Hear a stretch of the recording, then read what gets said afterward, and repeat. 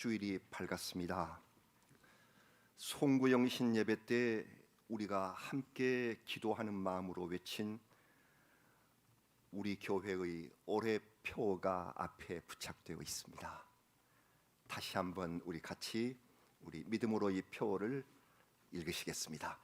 다시 빛을 향하여, 한 번 더 하시겠습니다. 다시 빛을 향하여. 아멘.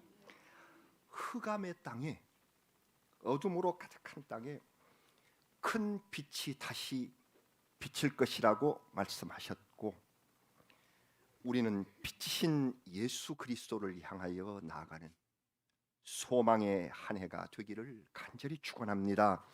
우리의 가정과 일터, 교회와 이 나라를 오늘의 말씀처럼 하나님께서 영화롭게 하신다고 하셨으므로 오늘 1절에 영화롭게 하리라고 말씀을 하셨습니다. 그래서 영화롭게 해 주실 줄로 믿고 이 말씀을 믿고 감사를 올립니다. 성도 여러분, 영화롭다는 말은 은혜와 복을 마음껏 누린다 하는 뜻입니다. 이것이 국어사전적인 의미입니다. 영화롭다, 은혜와 복을 마음껏 누린다. 그런데 아무 권세도 없고 힘도 약한 나, 그리고 내 가정, 작은 우리 교회 모두 이처럼 영화로울 수 있단 말입니까? 물론입니다.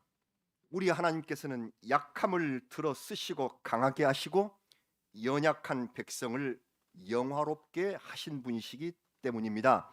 오늘 말씀 1절처럼 그 첫머리처럼 이전에 멸시를 받던 수불론 납달리 땅과 갈릴리를 영화롭게 하셨다라고 말씀을 하시지요. 갈릴리 호수가 있습니다. 그리고 그 주변 북서쪽에 수불론 땅이 있고 그리고 납달리 땅이 있는데, 지리적으로 전쟁 많고 그리고 척박한 땅이었어요. 이스라엘의 북단에 있어서 저 북쪽에 있는 강한 이민족 아수르를 비롯한 북방 민족들이 계속해서 침략해 왔었던 고난이 극심한 지역이었습니다. 주민들은 가난해서 멸시를 당했습니다. 그러나 그 갈릴리 땅, 수불론 납달리 땅을 포함한 이 갈릴리 땅이 예수 그리스도께서 오셔서 사역의 중심지로 삼으신 복음의 첫머리가 되는 영화로운 곳이 되었음을 우리는 압니다. 하나님께서 멸시받던 갈릴리를 영화롭게 하심같이 온 세계 가운데 가난하고 복음도 늦게 받은 동방의 끝자락에 있는 대한민국을 영화롭게 해 주셨습니다. 갈릴리 같은 땅, 우리 대한민국, 그리고 그 갈릴리 안에 있는 수불론 납달리 같은 여러 지역, 서울 중심이 아닌 거기서 벗어난 용인 땅에도 교회를 세우시고 영화로운 빛을 비춰주신 우리 하나님, 이제 우리는 그 은혜를 받고 우리보다 더 먼 곳의 시골에서 힘들게 살아가는 마을들에도, 그리고 교회와 믿음을 다 잃어버린 북한 땅에도 주님의 빛이 비치는 새 2022년이 되기를 기도드립니다. 이사야 선지자는 이 유다 나라를 향해서 다시 빛이 비칠 것이다 하고 예언을 했습니다. 왜? 백성들이 갑자기 마음을 돌려서 모두 회개했나요? 그래서 빛이 비친다고 하셨나요? 아닙니다. 그들의 대부분은 술과 향락에 취해서, 이사야 초반을 읽으시면서 참으로 괴로우시죠. 술에 취하고 향락에 젖어 정신이 없습니다. 전쟁이 그친 것도 아닙니다. 무서운 군사력을 갖춘 아수르의 위협은 더욱 커지고 바로 위에 있는 아람, 시리아와 북이스라엘이 연합해서 예루살렘에 쳐들어오는 이런 상황입니다. 그래서 유다 왕 아하스와 백성들의 마음이 숲이 바람에 흔들림같이 흔들렸다, 성경에 그렇게 기록을 하고 있습니다. 이런 상황 속에서도 빛이 비춰오는 까닭이 무엇입니까? 아무 소망이 없는 것 같은데 빛이 비치는 까닭이 무엇입니까? 그 대답이 바로 여기 나와 있습니다. 그 나라에, 이 갈릴리 땅에, 이 약한 나라에 구원의 주 메시아가 오실 것이다. 그래서 그분이 오셔서 정의와 공의를 이루실 것이다 하는 이 믿음, 이 소망, 이것 때문에 빛이 비춰온다 이렇게 말씀을 하셨습니다. 여러분, 우리나라도 그렇습니다. 우리가 깨끗하고 의로운 백성도 아니고 전염병 속에서 믿음의 열정도 약해졌으며 서로 미워하고 비방하는 이 어둠의 날들을 보내고 있습니다. 빛의 자녀가 될 자격이 없는 나라요 백성입니다. 그러나 그럼에도 불구하고 이 땅에는 그리스도의 교회가 각처에 있고 주님 오시기를 기다리는 정의롭게 살기를 원하는 믿음의 사람들이 많습니다. 그래서 평강의 왕이 세우실 의의 나라가 올 것을 우리가 확신합니다. 그리스도께서 다시 오시겠다는 약속에 따라서 그 길을 우리에게 비추어 주시는 이 빛, 우리는 이것을 소망으로 가지고 삽니다.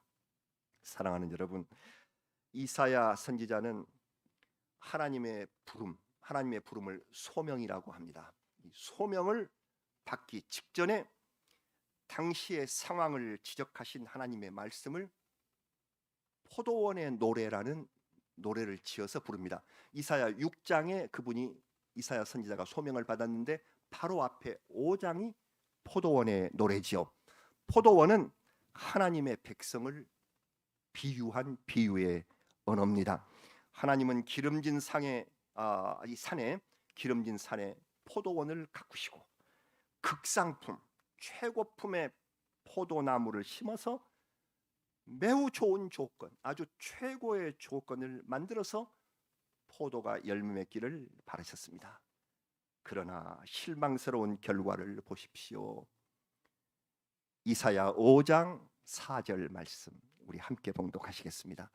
내가 내 포도원을 위하여 행한 것 외에 무엇을 더할 것이 있으랴? 내가 좋은 포도 맺기를 기다렸거늘 들포도를 맺음은 어찌 됨인고. 주인이신 하나님이 최상품 포도나무를 주시고 최적의 조건을 다 주셨는데 결과는 들포도, 아무짝에도 심지도 먹지도 못할 야생 포도가 나온 것입니다. 먹을 수도 담글 수도 없습니다. 쓸모 없습니다. 정의를 바라신 하나님 앞에 오히려 불의와 포악을 내보이게 되고 만 백성이라 하는 것입니다. 주인께서는 이 포도원은 황폐하게 되리라. 이 포도원은 이제 없어질 것이다. 짓밟히게 될 것이다. 말씀하셨습니다. 이 들포도라는 것은 타락한 백성들의 악한 행위를 가리키는 것이에요. 그래서 이 포도원의 노래 끝에 이사야 5장에는 그들의 죄와 하나님의 진노가 기록되어 있습니다. 그들의 죄를 읽으면서 가슴이 떨리고 우리가 지은 죄나 똑같은 것이었어. 무엇이었습니까? 가난한 자를 착취한다. 독한 술과 아침부터 저녁까지, 그렇죠? 향락에 취한다. 거짓되고 교만하다. 선악을 뒤바꾸는 재판을 한다. 악을 선이라고 재판을 하고 선을 악으로 몰아붙이는 그런 짓을 하고 스스로 지혜롭다고 착각할 뿐만 아니라 뇌물을 받아서 공의를 무너뜨리는 일들을 자행하고 있다. 이사야 5장 읽으면서 얼마나 무서운지 두려운지 가슴 아픈지. 그래서 하나님의 심판이 내려서 죽은 시신들이 거리에 다 버려질 것이다. 이렇게 선포를 하였습니다. 이 들포도 같은 악한 행위를 한 사람은 어찌 유다 나라 백성만이겠습니까? 지금 우리와 우리나라 국민과 권력자들과 위선자들이 저지르는 행동과 무엇이 다르단 말입니까? 착취와 향락, 거짓과 교만, 뇌물과 불법 재판, 이 모든 것이 하나님의 진노하시는 오늘의 들포도. 이게 들포도다. 최고의 사랑을 베풀어 주신 하나님 앞에 합당치 못한 나쁜 열매를 맺고 있는 백성이 바로 우리가 아닌가? 이 성경 말씀 이사야 5장을 읽어내리면서 우리나라의 현실과 그때가 정말 다른 것이 없음에 놀랍고 부끄럽습니다. 그러나 여기에서 하나님께서 하신 일을 봅시다. 이사야 선지자를 부르셔서 선지 사명을 주시고 네가 전해라. 가서 백성에게 이르라. 그러면서 무슨 말씀을 하셨는가 하면 거룩한 시와 그루터기를 말씀하셨습니다. 이게 무슨 말씀이신지요? 우리 말씀 읽으셨으나 같이 한번 봉독을 하십니다. 이사야 6장 13절 말씀입니다. 봉독합니다. 그 중에 10분의 1이 아직 남아 있을지라도 이것도 황폐하게 될 것이나 밤나무와 상수리나무가 배임을 당하여도 그 그루터기는 남아 있는 것 같이 거룩한 시가 이 땅에 그루터기니라 하시더라. 아멘. 10분의 1은 하나님이 심판을 하실 때 남은 자, 구원을 받는 남은 자, 렘넌트, 남은 자. 이사야에서 아주 유명한 말입니다, 이게. 그래서 이 심판에서 남은 자이며 그 남은 신실한 사람들이 무엇이 된다? 거룩한 씨, 거룩한 씨, Holy Seed. 아주 우리 마음에 외우셔야 되겠습니다. 거룩한 씨, Holy Seed가 될 것이다. 이와 관련해서 은혜로운 단어가 또 하나 등장했습니다. 그루터기. 그루터기는 뭡니까? 나무를 베고 남은 밑동. 밑동이 그루터기입니다. 그러나 그 밑동에 뿌리가 있다면 절망은 없습니다. 다 죽어버린 나무인 줄 알았는데 시간이 지나면 이 그루터기에서 싹이 나고 거기 새순이 나요. 그것이 다시 나무가 되는 날 나무로 살고 이 나무들이 자라서 다시금 온 산을 덮게 되는 소망으로 가득 차는 날이 올 것이다. 그래서 이 그루터기라는 것은 믿음, 소망, 인내, 회복, 은총, 기적, 이것을 모두 합한 말입니다. 그것이 아직 남아있는 그루터기.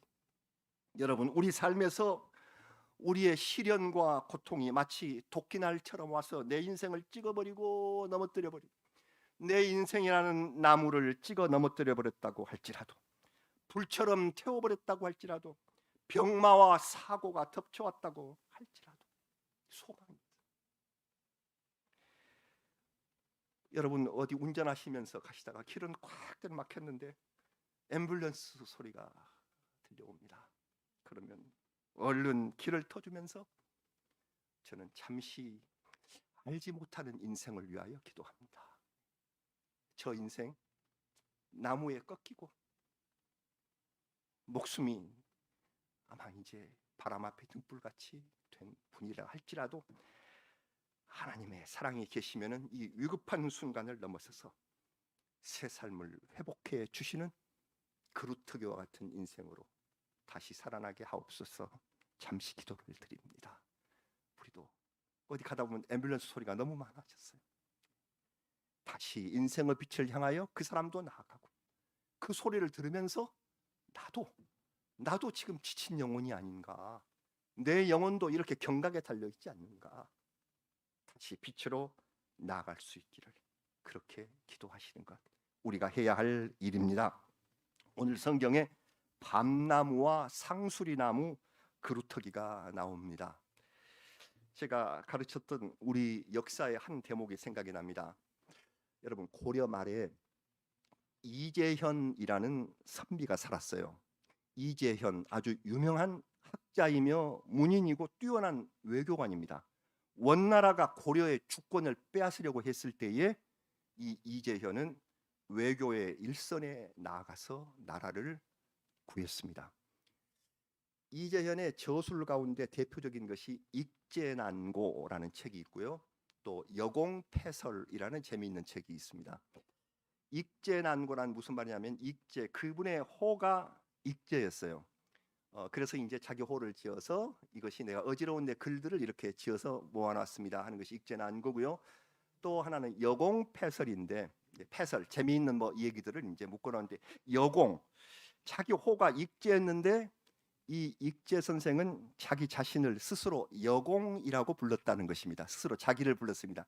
여공이라는 것은 무슨 말이냐면, 물론 옹은 이제 노인이란 말인데, 역자는 한자로 한번 이 손가락으로 그려보세요. 이 나무목편에 즐거울 낙자입니다. 그 글자가 상수리나무 역자예요. 앞에 나무 목이 있고요. 즐길 낙자 잘 아시잖아요. 요게 상수리나무 역입니다. 그러니까 자기는 상수리나무 노인이라 그 말이에요. 예. 무슨 말인가? 여공표설에 나오는데 좋은 나무, 아람드리 나무, 저 레바논의 백향목 같은 그런 나무들, 이런 나무들은 다 일찍이 다 베어버리고 모두 찍혀버리는 세상에서 자기는 보잘것없는 상수리나무, 도토리나무 같은 그런 나무이기 때문에 이렇게 지탱하면서 살아왔음을 겸손하게 표현하는, 나는 상수리나무 같은 보잘것없는 늙은요. 그래서 다 찍혀도 안 찍히고 이렇게 살아서 이런 글을 쓰고 있습니다. 그런 말입니다. 그래서 저는 여공 이재현을 그런 의미로 깊게 기억해요. 생각하면 단순한 겸손의 표현만이 아닙니다. 뭐예요? 사람을 찍어내리는 세태가 얼마나 그를 괴롭혔는지. 수많은 사람들이 억울한 모략을 당하고 귀양을 가고 사약을 받는 일들, 이것들이 역사에 얼룩진 것을 봅니다. 그 가운데서 나는 살아남았구나 감사하게 이 글을 씁니다 하는 것이에요. 그래서 여기 우리 성경에도 상수리나무, 물론 이분이 성경을 본 적이 없겠지만 상수리나무 같은 인생이 있다. 지금 우리 사회는 어떻습니까? 주님의 도구심으로 견디어온 우리 인생을 감사하는 우리의 눈앞에 여러 가지 선거를 앞두고 상대를 찍어내는 싸움이 치열합니다. 하나님 앞에 부끄러운 인간들의 모습입니다. 이런 고통과 죽음의 땅에 빛을 주시기 위하여 오늘 성경 한 아기가 세상에 왔다고 합니다. 오실 것이라고 합니다. 그 당시에는 이사야 선지자는 오실 아기 메시아를 이렇게 예언했습니다. 이사야의 메시아 예언이 많은데 이 예언이 가장 구체적인 이사야 9장 6절, 오늘 우리가 봉독한 말씀입니다. 한 번 더 이 말씀 보시겠습니다. 이사야 9장 6절입니다. 이는 한 아기가 우리에게 낳고 한 아들을 우리에게 주신 바 되었는데 그의 어깨에는 정사를 메었고 그의 이름은 기묘자라 모사라 전능하신 하나님이라 영존하시는 아버지라 평강의 왕이라 할 것임이라. 아멘. 어깨에 정사를 메었어요. 각 나라의 정부를, 나라의 가브먼트, 이 모든 정부를 어깨에 메고 오시는 메시아, 세상의 왕이시다 그 말씀입니다. 그래서 그분이 오시면 이 역할이 네 가지다 하고 성경이 말씀하시고 있습니다. 방금 우리가 읽으셨는데 기묘자라 모사라, 이 말은 둘로 함께 묶어서 이해하는 것이 좋습니다. 기묘자, 모사, 오히려 우리말이 더 어려운데 영어로 말씀드리면 훨씬 더 쉽겠는데요.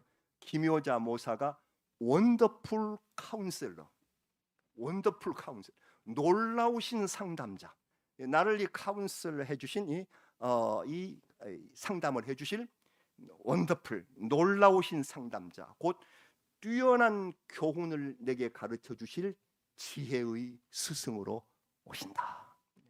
네, 지혜의 스승으로 오시는 원더풀 카운슬러. 둘째, 전능하신 하나님으로 오신다. 마이티 갓, 힘이 있으신 성부의 하나님과 똑같은 마이티, 전능으로 오신다. 초인간적인 능력의 소유자시라는 것입니다. 셋째는 영존하시는 아버지라. Everlasting Father, Everlasting, 영원한 Father, 아버지로 오시는, 시간적으로 영원하고 공간적으로 무소부재, 계시지 않은 곳이 없는 편재의 하나님으로 오실 것이다. 그리고 마지막 넷째가 평강의 왕, Prince of Peace입니다. 피스의 평화의 왕으로 오신다. 하나님과 사람 사이에, 그리고 사람과 사람 사이에 평화를 주신 왕으로 오신다. 이 네 가지의 사명을 짊어지고 오시는 메시아가 오실 것이다. 그래서 빛이 비친다. 이 중에 우리가 새해를 맞아서 가장 깊이 새겨보실 것이 평강의 왕, 곧 평화의 주님이십니다. 인간이 죄로 인하여 하나님과의 관계가 단절되어 버렸습니다. 죄의 값으로 죽음과 징벌을 피할 수 없게 되었습니다. 하나님은 이것을 우리에게 해결해 주시기 위하여 평강의 메시아를 세상에 보내셨습니다. 우리 메시아 예수 그리스도가 오신 것은 먼저 하나님과 인간 사이의 평화의 관계를 위하여 오신 것입니다. 주님은 거기에 그치지 않고 사람과 사람 사이에도 평화를 이루게 해 주셨습니다. 인간의 탐욕이 전쟁을 부르고 미움과 불신이 넘쳐서 멸망의 길을 재촉합니다. 오늘 성경도 보셨지만 옛날 고대 사회 때는 농사짓고 전쟁하는 것이 주된 일이었습니다. 농사짓고 또 전쟁을 벌여요. 그래서 오늘 말씀 본문 가운데 옛날 사람의 기쁨이 크게 두 가지.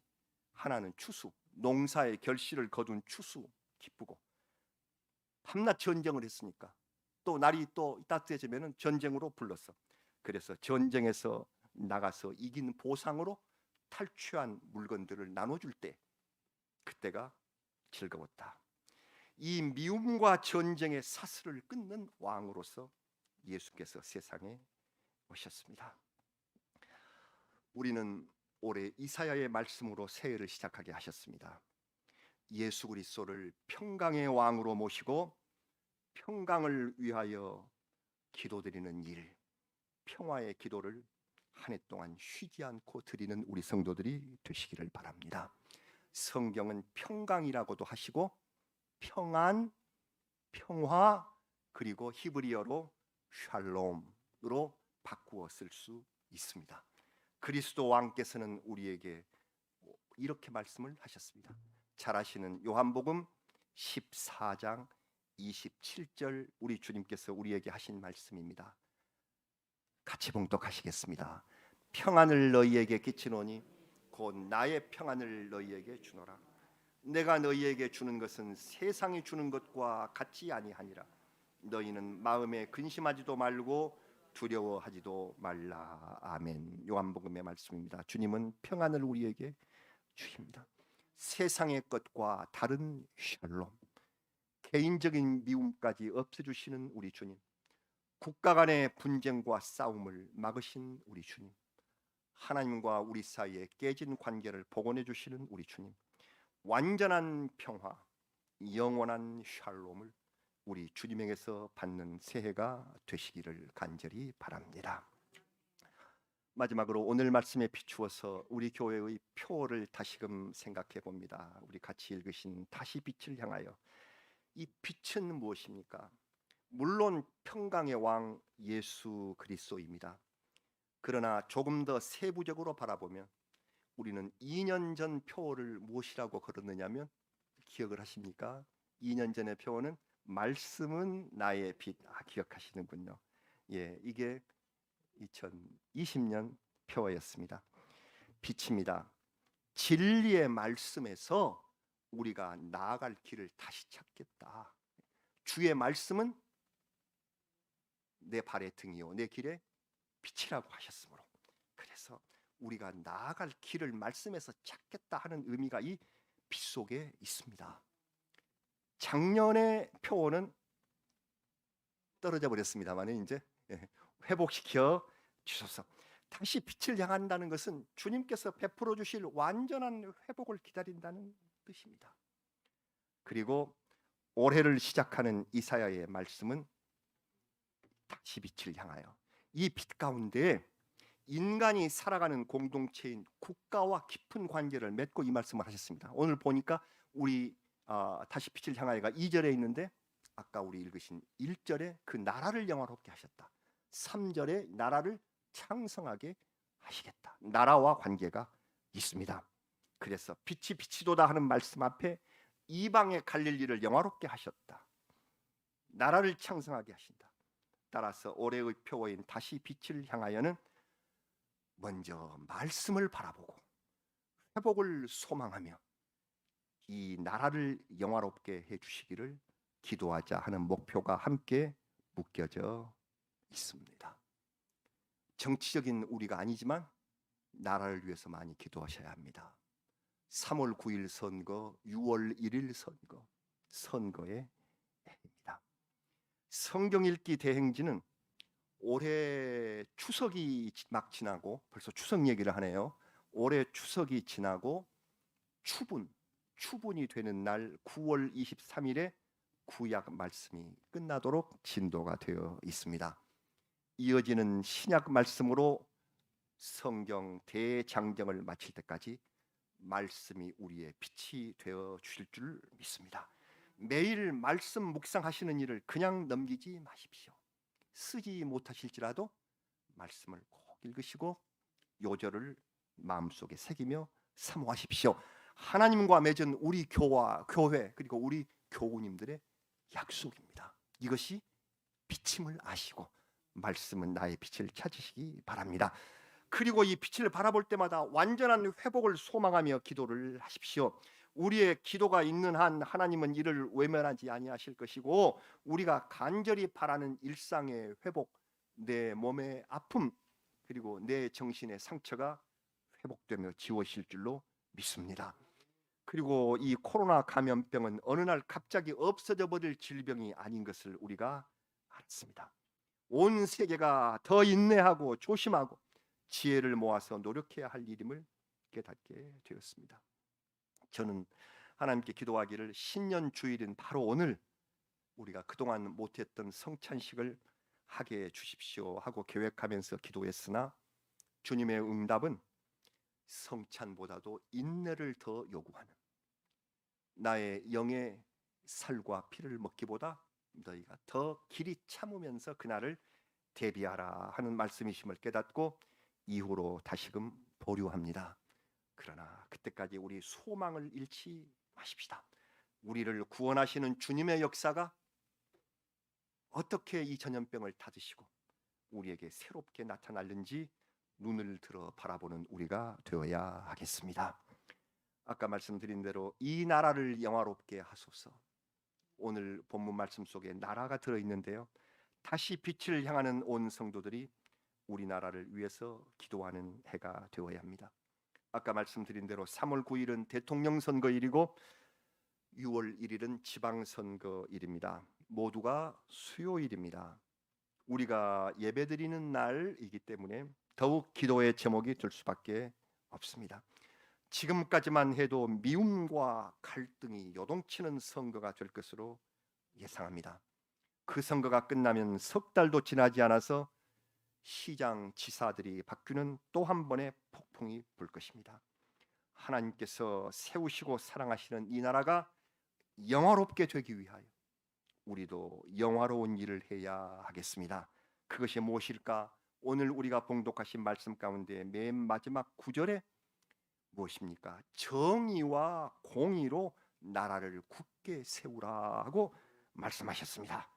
우리는 정의로운 태도를 가지고 정의로운 사람을 세우고 하나님 앞에 이 나라에 정의와 공의가 있기를 기도해야 합니다. 우리가 아모스, 이사야보다 약간 앞선 선지자인데 선지자 아모스의 선포를 우리가 기억하고 있습니다. 우리가 곧 읽을 것이지만 아모스의 선포 가운데 가장 유명한 말씀 아모스 5장 24절을 우리 마지막으로 봉독을 합니다. 아모스의 말씀입니다. 같이 봉독합니다. 오직 정의를 물같이 공의를 마르지 않는 강같이 흐르게 할지어다. 아멘. 정의가 강물처럼 흐르는 나라가 무슨 나라? 영화로운 나라입니다. 하나님이 사랑하실 영화로운 나라입니다. 우리가 빛을 향하여 나간다는 것은 첫 번째 말씀을 향하여, 두 번째 회복과 소망을 향하여, 그리고 세 번째는 정의를 향하여, 의를 향하여 나아간다 하는 귀한 뜻이 있습니다. 빛을 향하여 나아가는 사랑하는 주님의 귀한 자녀 우리 빛누리 성도들이 되기를 성부 성자 성령님의 이름으로 새해 첫 주일에 간절히 축원합니다. 아멘. 기도드리겠습니다. 평화의 왕 메시아 어서 오시옵소서. 흑암의 땅에서 다시 빛을 기다립니다. 빛을 향하여 우리가 나아가겠습니다. 평강의 왕 영원하신 우리의 아버지 예수 그리스도 어서 오시옵소서. 우리의 고통스러운 이 코로나를 지워 주시고 하나님께서 사랑하시는 나라가 되게 하여 주셔서 이 나라가 선거를 통하여서 고통받거나 갈리지 아니하고 정의가 강물처럼 흐르는 하나님이 정령 원하시는 귀한 나라가 되게 하여 주시옵소서. 우리를 거룩한 시로 삼으시고 그리고 없어지지 않는 그루터기로 삼으셔서 거기서 다시금